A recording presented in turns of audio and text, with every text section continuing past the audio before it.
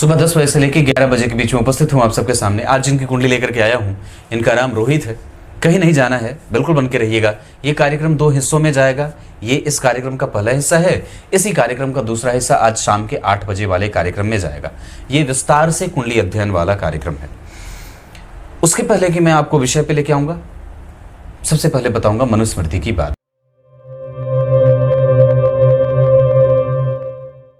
भगवान मनु ने अपने आदि ग्रंथ मनुस्मृति में बात कही है और वही बात भगवान ने भी गीता जी में कही है। गीता जी में 3 अध्याय के 35वें श्लोक में बात कही है। श्रेयान स्वधर्मो विगुणः परधर्मात् स्वनुष्ठिता स्वधर्मे निधनम श्रेयः परधर्मो भयावह। ऐसा मतलब ये मैंने कल भी बात कही थी और आज भी कह रहा हूं कि अपने धर्म में जीना सर्वश्रेष्ठ होता है और अपने ही धर्म में मर जाना श्रेष्ठ होता है। दूसरे किसी के धर्म के बारे में आप निंदा नहीं कर सकते, स्तुति नहीं कर सकते, पर हाँ अपने धर्म पे गुमान और अभिमान अवश्य कर सकते हैं, गर्व कर सकते हैं, सीना चौड़ा हो जाए। मैं और मेरा धर्म श्रेष्ठ, जिस धर्म में मैंने जन्म लिया है वो सर्वोत्तम है। और सनातन तो अविनाशी है, सनातन तो आरंभ से लेकर के इसका कोई आरंभ ही नहीं है, तो इसमें तो कोई बात ही नहीं है, इसके आगे तो कुछ है ही नहीं। आइए आपको मैं अब इनकी कुंडली पे लेके आता हूं। इनका जन्म हुआ है बहुधान्य संवत्सर में, अधिक माह में इनका जन्म हुआ है। ये बहुत अच्छा होता है। बहुत अच्छा कहने का अर्थ ये होता है कि धन धान्य संपत्ति, श्रेष्ठ कर्मों को करने वाला, विधाता और बुद्धिमान होता है। दक्षिणायन में जन्मे हैं, इस वजह से आत्मबल कभी कभी कमजोर होगा और मन में बहुत सारे प्रश्न उठते हैं। वर्षा ऋतु में जन्मे हैं, इस वजह से दिमाग में बहुत सारे विचार बनते रहते हैं। शुक्रवार के कृष्ण पक्ष के 9वीं तिथि के जन्मे होने से व्यक्ति अनुभवी होता है, भोगी होता है, कृत्रिम चीजों पर विश्वास करता है, भौतिकीय लक्षणों से युक्त होता है, ऐश्वर्य संपन्न होता है और जमीन जायदाद का मालिक होता है। एक नहीं बहुत। कृष्ण पक्ष के 9वीं तिथि के चंद्रमा मानसिक व्यय करते हैं और व्यक्ति की बुद्धि को हरने का काम करते हैं। और यही कृष्ण पक्ष के 9वीं तिथि के चंद्रमा संपूर्णतया पापक तो नहीं होते, पर अब यहां से वो पापक होना शुरू हो जाते हैं। मतलब कई बार आपके पास धन आने में गड़बड़ी हो सकती है और कई बार आप एक जैसे नहीं होते। कई बार आप बहुत अच्छे हो जाते हैं, कई बार आपका दिमाग बहुत अच्छा होता है, कई बार वो बड़ा गड़बड़ करता है, गड़बड़ छाला होता रहता है। या फिर धन लगातार एक जैसा नहीं आए, बहुत कम इधर उधर से आए, या उल्टा पुल्टा कुछ भी दिमाग में चलता रहता है, इमोशनल होता है, रो देता है, रुला देता है, परेशान हो जाता है, परेशान कर देता है। बैलेंस करने पे थोड़ा ध्यान देना होता है। कृतिका नक्षत्र में जन्मे हैं, ध्रुव योग में व्यक्ति जो कहेगा उसमें पूरा विश्वास रखेगा और अपने आप पे ही नहीं सब पे विश्वास रखता है। उसका ध्रुव जैसे ध्रुव योग में जन्म मतलब अटल है, उसके पास जो चीज है वो जीवंत है। और वस्तुतः वैश्य वर्ण और राक्षस गण के होंगे, इसके कारण व्यक्ति के पास व्यक्तित्व जो है वो वैश्विक, विचारणीय, सबको साथ लेकर के चलने वाला, बैलेंस करने वाला, राजसिक और तामसिक है। इसको बदल करके, जैसे राजसिक वृत्ति का होने से बहुत अच्छा नहीं होता, आप तामसिक ना हो, आप तामसिक वृत्ति से युक्त ना होइए, मतलब तमस तत्व की प्रधानता ना हो। तामसिक से अच्छा है राजसिक होना और राजसिक से अच्छा है सात्विक होना, पर इन तीनों से अच्छा है गुणातीत होना, मतलब वो किसी भी गुण से युक्त नहीं है। तामसिक है तो तमस तत्व की प्रधानता में मारो काटो, सब खाली मेरा हो, मेरे अतिरिक्त कोई ना रहे, वहाँ मैं जहाँ हूँ वहाँ सिर्फ मैं ही रहूँ, दुनिया का हड़प करके अपने पास रख लूँ, जलन की भावना है, हिंसक प्रवृत्ति है। और राजसिक वाले में खाओ पियो मौज करो, अपने काम से करना और अपने आप में मशगूल रहना, दुनिया के कष्ट से उसको कोई विशेष मतलब नहीं रहता। हालांकि वो ऐश्वर्य से संपन्न होकर के जीवन जीना चाहता है। और सात्विक वाले में सब में भगवान को देखना या ईश्वर की मूर्तियों को समझना, विग्रह का दर्शन करना। सात्विक है तो सत्व तत्व की प्रधानता है, वो सत्य को समझता है, असत्य को और सत्य में सत्य और असत्य में उसको भेद पता है कि क्या असत्य है और क्या सत्य है। खुश हो जाए, प्रसन्न हो जाए, उदास हो जाए, ये सात्विक तत्व है। लेकिन त्रिगुणातीत हो जाएगा तो न तो उसको किसी चीज के मिलने से दुख होगा, न सुख होगा, न किसी के खोने से दुख और सुख होगा। वो उसको कोई विशेष अंतर नहीं पड़ता। तो ये तीनों गुण हैं। वस्तुतः आप जब समझेंगे तो ये हमारे दिमाग की बात होती है और पूर्व जन्म के संस्कारों से भी ये बात आती है कि व्यक्ति किस प्रकार के गुणों से युक्त हो रहा है, सात्विक है, तामसिक है या राजसिक है, ऐसा। पर प्रत्येक व्यक्ति को इस बात की कोशिश करनी चाहिए कि वो सात्विक बना रहे और कम से कम वो उत्तर उत्तर वृद्धि में जाता रहे, तामसिक से राजसिक, राजसिक से सात्विक और सात्विक से गुणातीत, ऐसा। इनकी कुंडली में पहले मैं ग्रह स्पष्ट कर देता हूं। इनकी कुंडली में मिथुन लग्न की कुंडली बनी है। लग्न में शुक्र 15 डिग्री के बैठे हैं और लग्न 23 डिग्री बना है। ठीक होगा यह लग्न, मतलब 23 डिग्री का है, ढलान की तरफ है। इसका अर्थ होगा कि व्यक्ति के पास अनुभव होगा।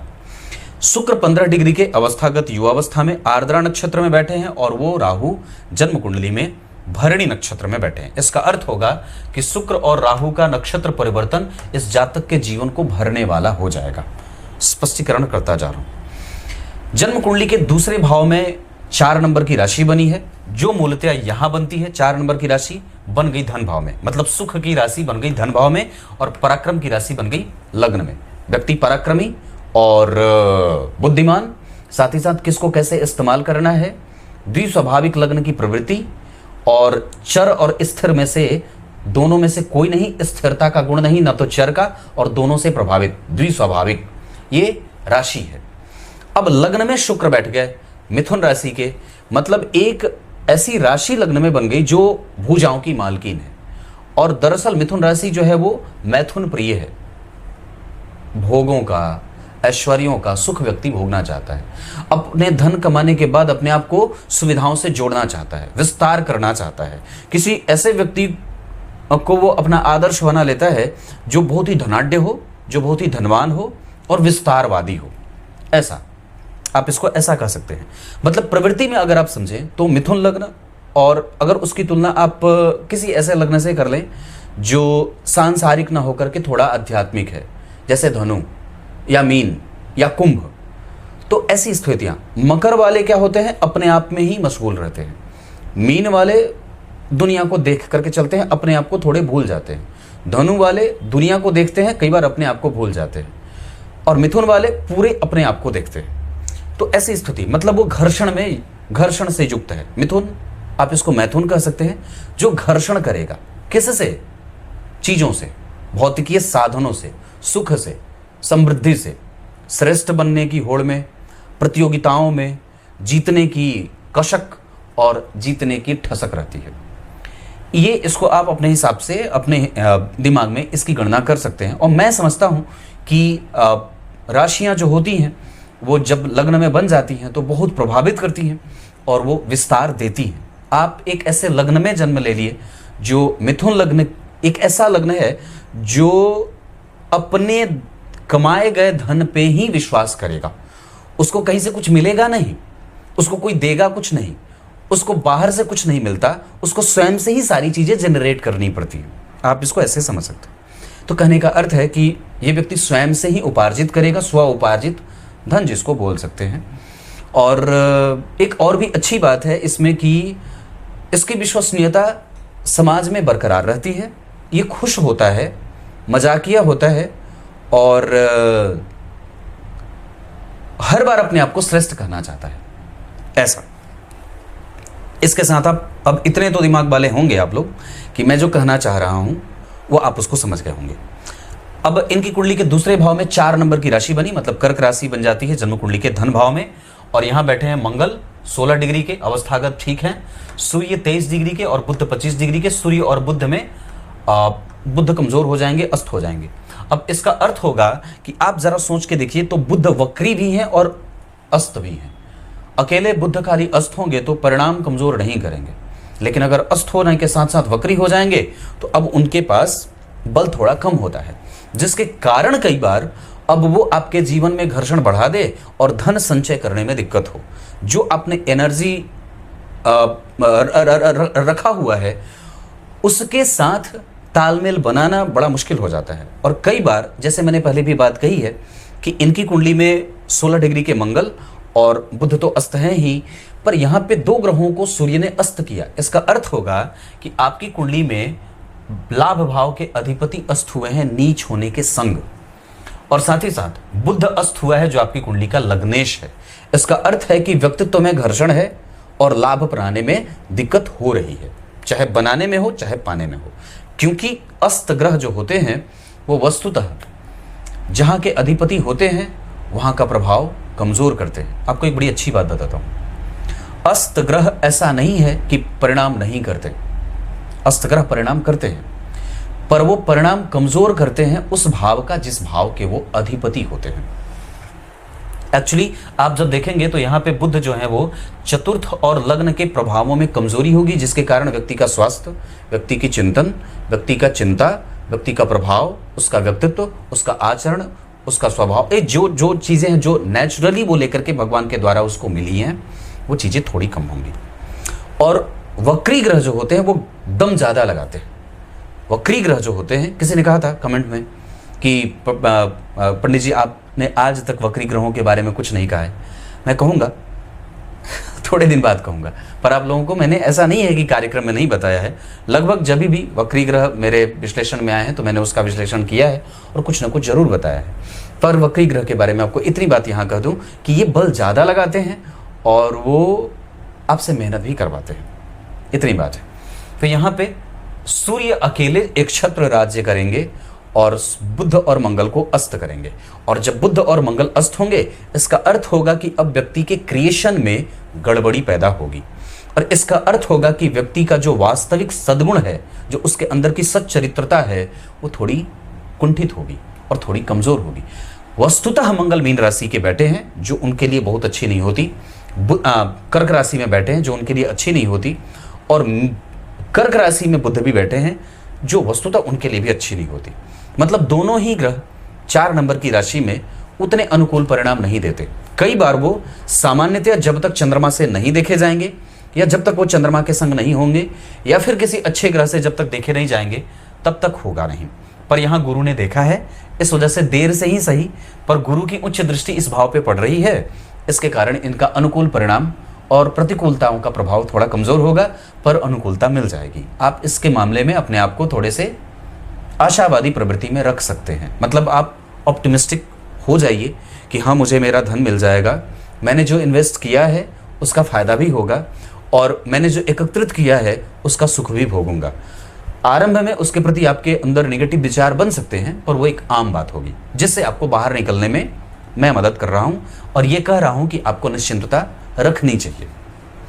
आपकी कुंडली के चतुर्थ और तीसरे भाव में कोई भी ग्रह नहीं बैठा है, और सिद्धांत ये कहता है, ज्योतिष का, जैमिनी ज्योतिष भी यही कहती है कि ग्रह अगर भाव में ना बैठे हों या भाव खाली हो, राशि खाली हो, तो भाव कमजोर हो जाता है और वस्तुतः उसके परिणाम थोड़े कमजोर देखने को मिलते हैं। तो यहाँ पे तीसरा और चौथा दोनों खाली, चौथे भाव के अधिपति तीसरे में, दूसरे में, तो माता का सुख तो मिलेगा, पर वस्तुतः वो जन्म कुंडली में मंगल के साथ बैठे हैं जो लाभेश हैं, तो यानी कि लग्न और लाभ के योग और चतुर्थ भाव के अधिपति एक साथ जन्म कुंडली के दूसरे भाव में।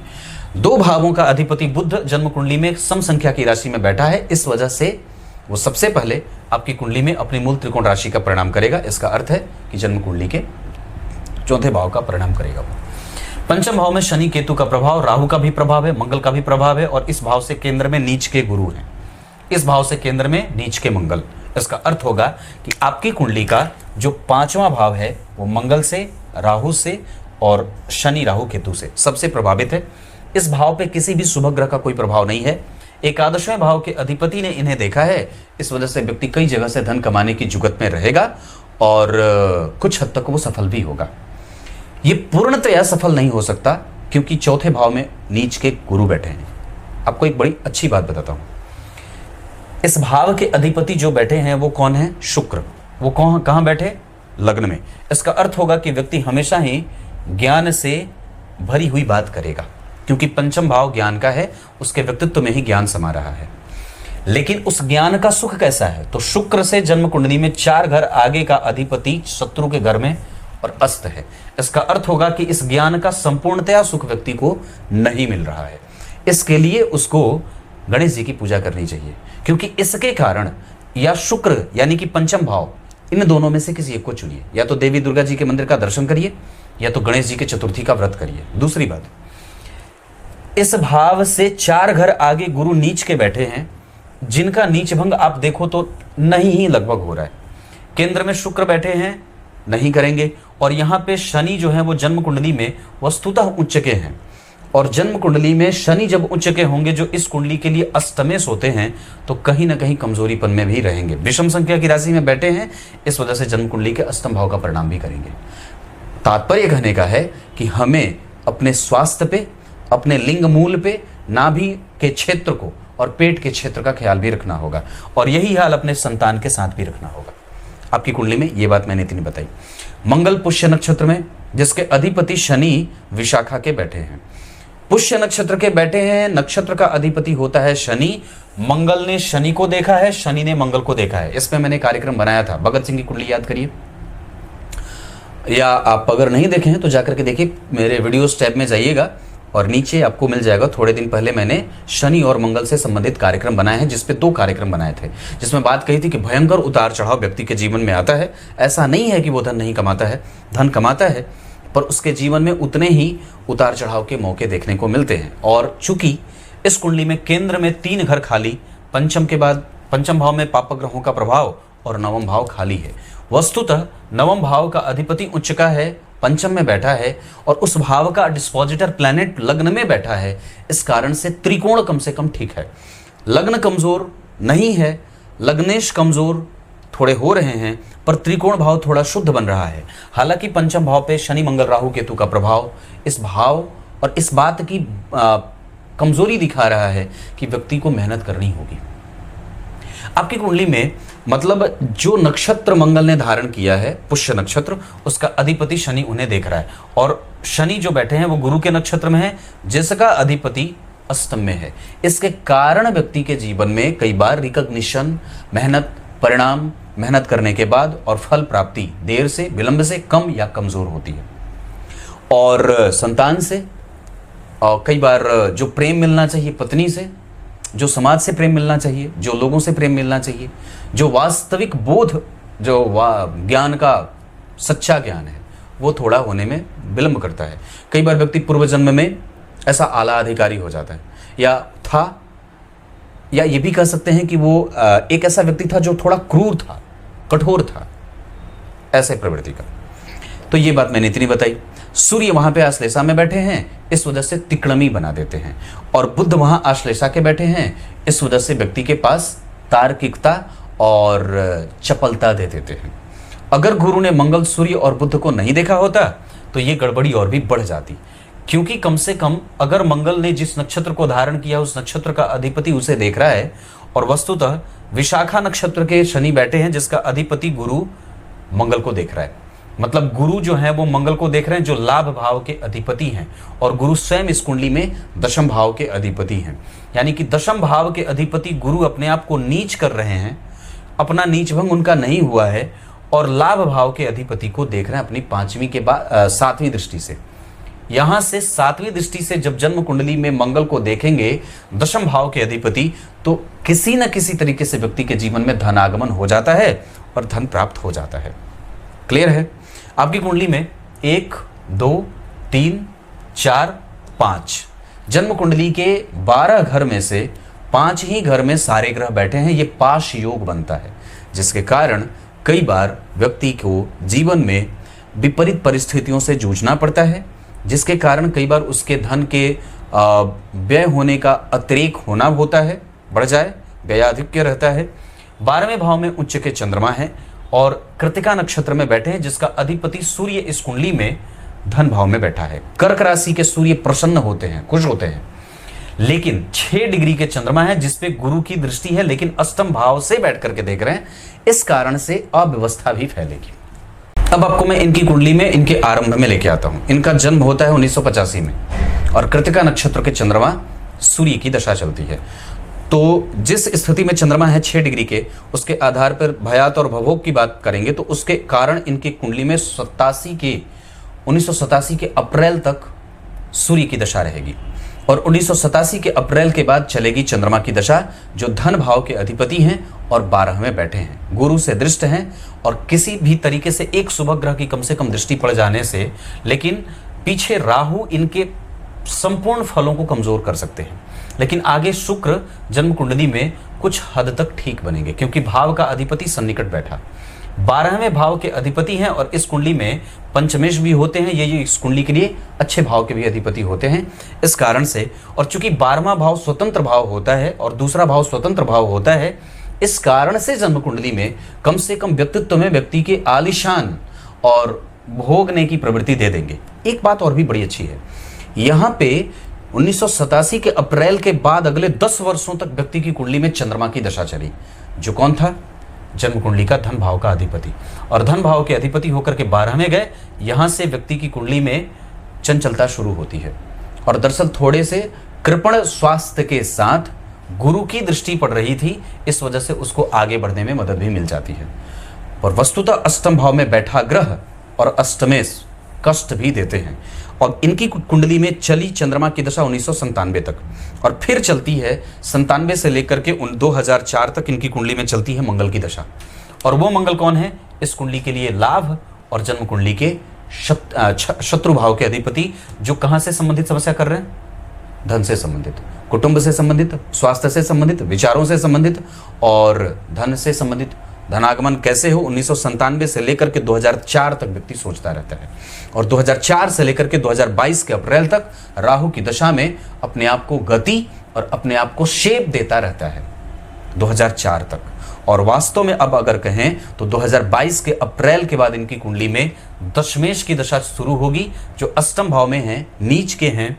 इनका नीच भंग नहीं हुआ है, पर वस्तुतः मंगल की दृष्टि यहां उच्च की पड़ रही है और कम से कम इस भाव से केंद्र में शनि उच्च के बैठे हैं। इस शनि के बैठने से गुरु को बल मिलेगा क्योंकि इसका पिछला 10वां भाव ठीक बैठा है।